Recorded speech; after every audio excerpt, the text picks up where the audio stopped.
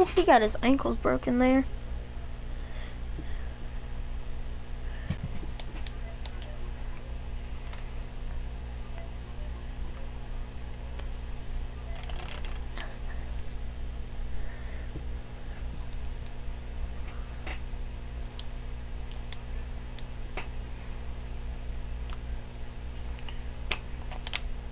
I know no one's watching, but I'm still just gonna pretend that someone's watching.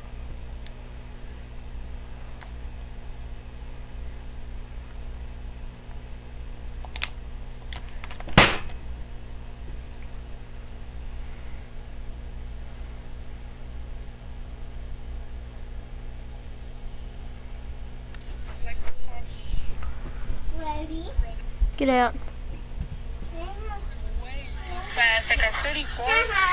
Paisley, give that here! You little brat! That's like the car, bro. That thing goes way too fast. Like at 34, you literally feel like you're literally gonna fly off or something. That's like a spaceship of a car. Who said who were you talking to in the background at the end?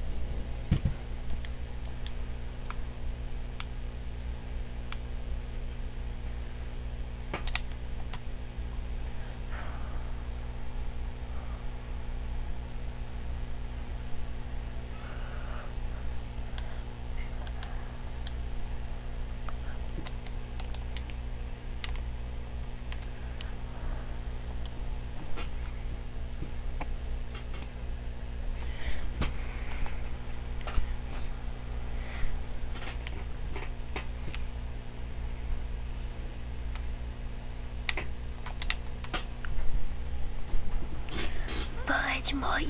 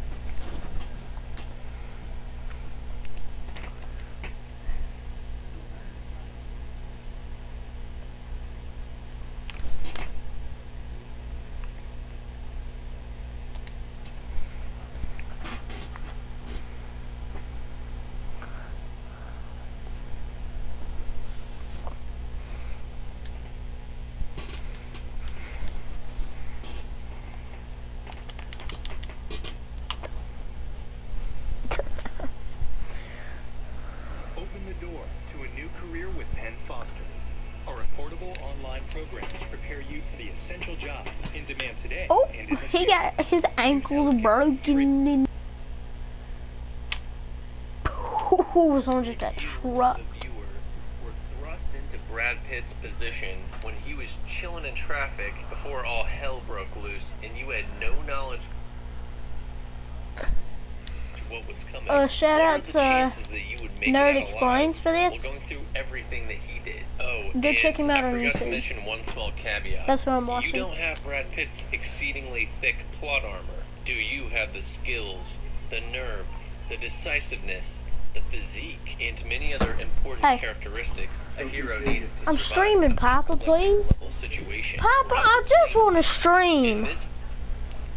Ryan's about to be back. He's my only viewer, and he's been my only viewer for a month. Can I please just stream? I'm probably about to have to go, man. Video on Nerd Explains. We're here to find out why you would not survive World War Z. We need to briefly set the stage. AKA, I'm gonna say why you would not survive World War Z before I dive into each scene to more intimately describe why you would not survive World War Z. The disease. Super quick background on the disease. They are zombies, duh. They are fast as hell. Victims get turned into zombies within 12 seconds of being bitten, and they only attack healthy people. These zombies are basically on one of the highest difficulty settings, not your garden variety Shaun of the Dead zombozos.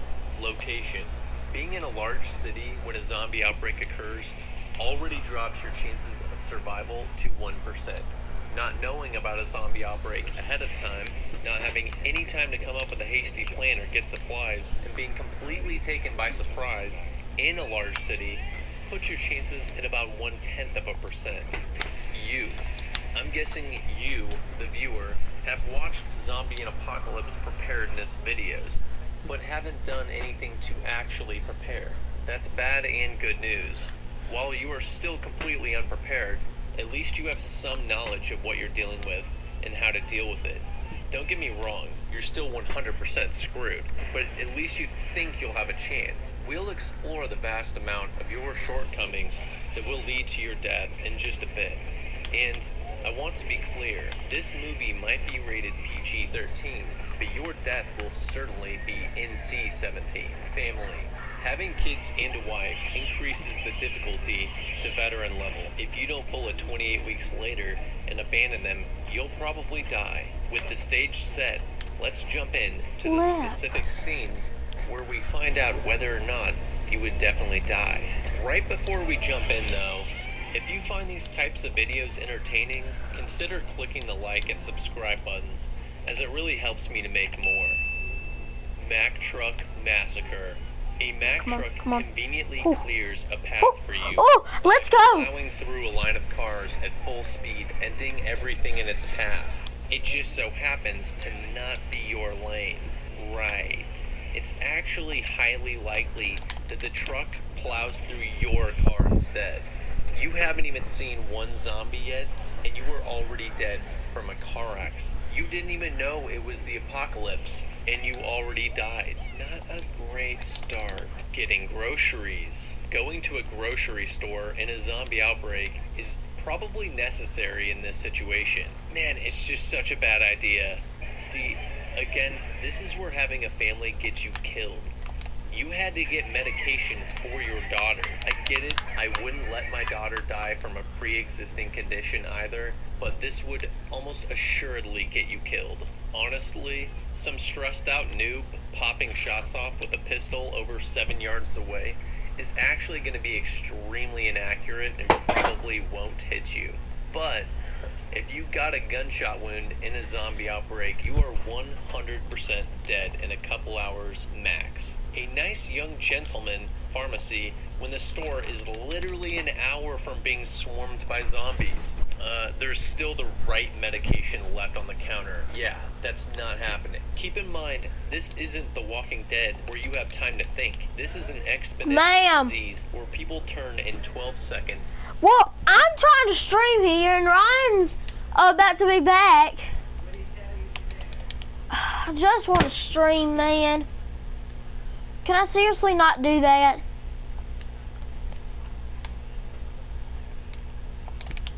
I don't think Papa believes that I'm gonna make anything off of this.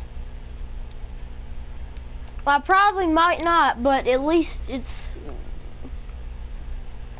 I like it. And sprint to their next victim. It spreads really, really freaking fast. Every second matters. Every breath you take standing in the same spot is a breath the zombies took sprinting towards you and infecting others who will also sprint towards you. And they are closing about a football field distance every 20 seconds, roughly. Considering there are airports pretty much all over Philadelphia, this gap would be closing in from every direction potentially. You have no idea if you are running away from or towards the zombies. The sleepover. You aren't a renowned United Nations investigator who has a VIP pass to an aircraft carrier. You are not an expert on highly contagious epidemics that cause complete chaos and destruction in society. And you don't know that you need to keep moving and not shelter in place during these types of periods. And come on, Brad Pitt, let's be real. That advice is only relevant if you have an option of a helicopter evac, which you, the viewer, would not. You would easily make the wrong decision to stay because it's easy and it seems safe and you don't have an aircraft carrier on speed dial. So given that you're staying, what are the chances that you don't make a noise, cough, sneeze? Well, he said I could stay in here. Dang it, man.